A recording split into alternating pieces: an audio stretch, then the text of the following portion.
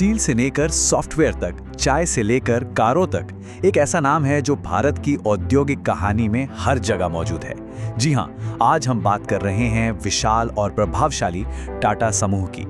अच्छा, एक सवाल है, सोचिए एक कप चाय, एक लग्जरी गाड़ी और एक आलीशान होटल, इन तीनों में क्या कॉमन हो सकता है? ये वो चीजें हैं जिनसे करोड़ों लोग रोजाना रूबरू होते हैं, पर इनका आपस में कनेक्शन क्या है? चलिए देखते हैं। सबसे पहले है टेटली चाय। दुनिया भर में और खासकर भारत और ब्रिटेन में ये कई लोगों के लिए सुबह की शुरुआत का दूसरा नाम है। फिर आती है सड़कों की शान, जगुआर लैंड रोवर। ये सिर्फ कारें नहीं बल्कि लग्जरी और बेहतरीन इंजीनियरिंग का एक सिंबल मानी जाती हैं। और आखिर में मुंबई के समंदर किनारे खड़ा द ताजमहल पैलेस होटल, जो भारतीय मेहमान नवाजी की एक पहचान बन चुका है। तो क्या कनेक्शन है इन तीनों में? जवाब ये है कि ये सभी एक ही बड़े परिवार का हिस्सा है, टाटा समूह। एक ऐसा साम्राज्य जिसकी जड़ें 150 साल से भी ज्यादा पुरानी हैं और जो आज भारत का सबसे बड़ा और सबसे सम्मानित व्यापारिक समूह माना जाता है। इसके साइज का अंदाजा लगाना है तो बस ये आंकड़ा देखिए।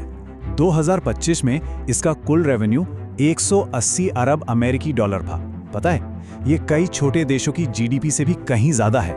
पर ये ग्रुप सिर्फ उन 3 ब्रांड्स तक ही सीमित नहीं है। टाटा का कारोबार इतना फैला हुआ है कि एक तरफ वो नमक जैसी रोजमर्रा की चीज बनाते हैं तो दूसरी तरफ भविष्य की सॉफ्टवेयर टेक्नोलॉजी।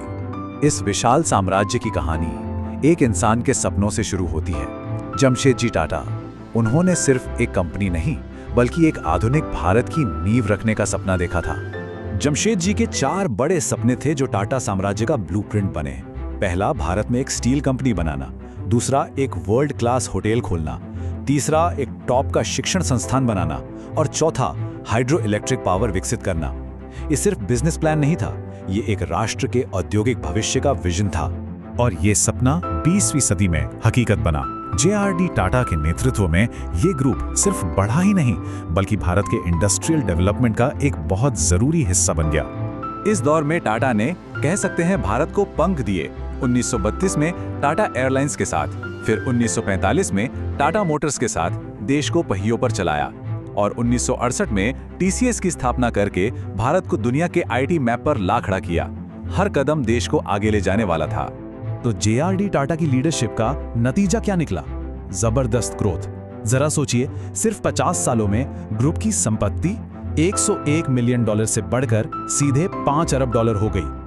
ये करीब 50 गुना की एक अविश्वसनीय छलांग थी। अब कहानी में एक नया मोड़ आता है। रतन टाटा के नेतृत्व में टाटा ने भारत से बाहर निकलकर दुनिया भर में अपनी पहचान बनाने का फैसला किया। ये एक ग्लोबल शॉपिंग का दौर था। इस दौर में टाटा ने कुछ बहुत बड़े दांव खेले।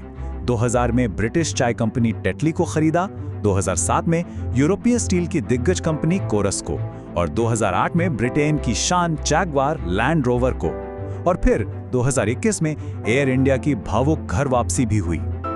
इन कदमों ने टाटा को एक भारतीय कंपनी से एक ग्लोबल पावर हाउस बना दिया। लेकिन टाटा की कहानी सिर्फ मुनाफे और बड़े-बड़े अधिग्रहण की नहीं है।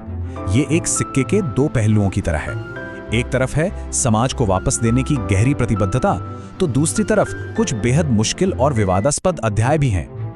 टाटा की परोपकारी विरासत बहुत गहरी है। मिसाल के तौर पर 2017 में कैलिफोर्निया यूनिवर्सिटी को दिया गया ये $70 मिलियन का दान शिक्षा और रिसर्च को बढ़ावा देने की उनकी इसी सोच को दिखाता है। पर अब कहानी का दूसरा पहलू भी है। सिंगूर में दुनिया की सबसे सस्ती कार टाटा नैनो बनाने का सपना एक बड़े विवाद में बदल गया। जमीन अधिग्रहण को लेकर किसानों के जबरदस्त विरोध के बाद टाटा को अपना प्लांट पश्चिम बंगाल से हटाकर गुजरात ले जाना पड़ा। इससे भी ज्यादा एक दुखद घटना उड़ीसा के कलिंग नगर में हुई। यहाँ एक नए स्टील प्लांट के लिए जमीन अधिग्रहण को लेकर हुए संघर्ष में 13 आदिवासी प्रदर्शनकारियों की जान चली गई। ये घटना टाटा की विरासत पर एक गहरा और जटिल सवालिया निशान लगाती है। तो इतिहास के इन सारे उतार चढ़ावों के बाद आज ये साम्राज्य कहाँ खड़ा है? चलिए अब ये देखते हैं कि टाटा भविष्य की चुनौतियों का सामना करने के लिए खुद को कैसे तैयार कर रहा है। आज चेयरमैन N चंद्रशेखरन के नेतृत्व में टाटा भविष्य की ओर देख रहा है। हेल्थ केयर, इलेक्ट्रॉनिक्स और डिजिटल टेक्नोलॉजी पर खास जोर दिया जा रहा है। बिग बास्केट और 1mg जैसे हाल के अधिग्रहण इसी नई रणनीति का सबूत हैं। और आर्थिक रूप से ये आज भी एक महाशक्ति है। 2025 में ग्रुप का कुल मार्केट कैपिटलाइजेशन 310 अरब अमेरिकी डॉलर था। ये आंकड़ा इसे दुनिया की सबसे मूल्यवान कंपनियों में से एक बनाता है और इसकी ताकत का प्रमाण है। तो आखिर में सवाल यहीं आकर रुकता है, एक कंपनी जो एक राष्ट्र के निर्माण की कहानी का इतना बड़ा हिस्सा रही है, वो अपनी ऐतिहासिक विरासत और भविष्य की तेज रफ्तार मांगों के बीच बैलेंस कैसे बनाएगी? इसी सवाल का जवाब टाटा की आगे की यात्रा को तय करेगा।